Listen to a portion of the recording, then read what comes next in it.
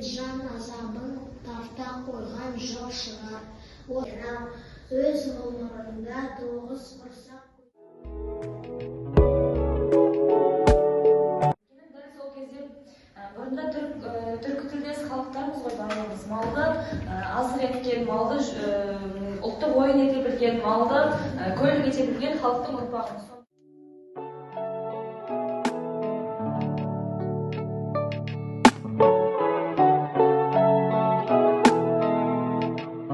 Көпті көрген асыл ағамыз, иә, сол өзінің ойы бар, сөзі бар, әлемге көрсететін өзінің өнегесі бар. Не білсе, ол қалыптасқан. Мұнымыз тарихи Армандарымның бірі ол өзім жеке кітап жазу. Сол арманымды орындасам деген мақсаттамын. Бұл менің қазіргі таңдағы ең бір алға қойған мақсатымның бірі. өте жақсы, керемет арман екен.